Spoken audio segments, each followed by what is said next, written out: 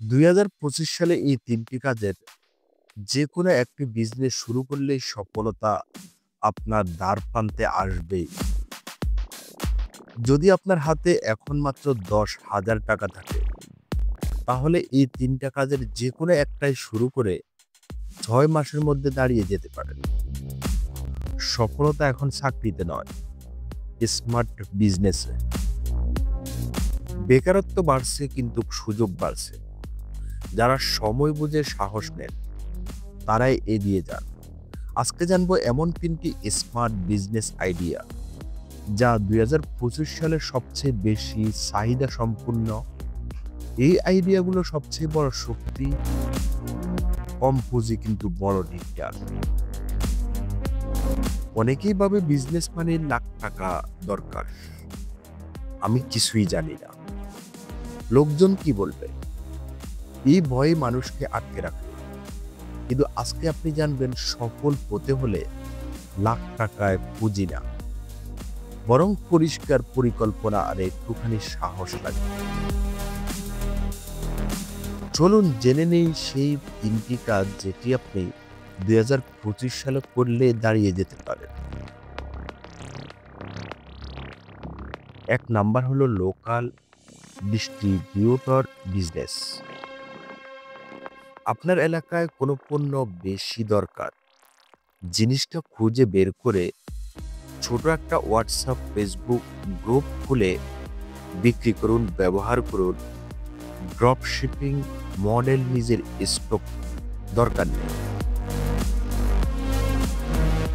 ২ নাম্বারে আছে content agency for local brand.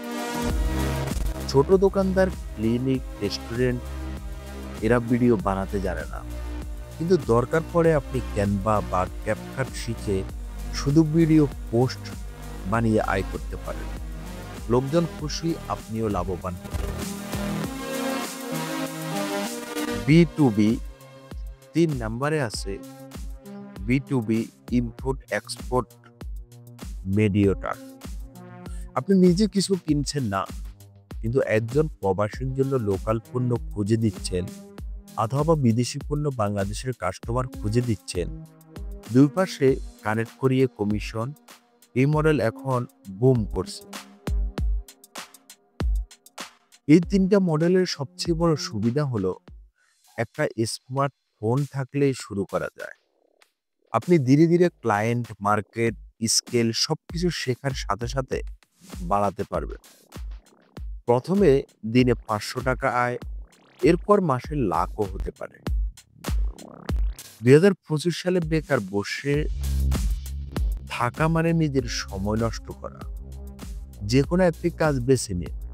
প্রথম ৩ মাস লস হোক বা লাভ হোক, হাল ছাড়বেন না।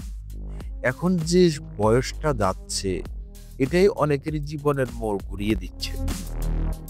আপনি কি এই ৩টা বিজনেস আইডিয়া কোনটা শুরু করতে চান? নিচে কমেন্ট করুন।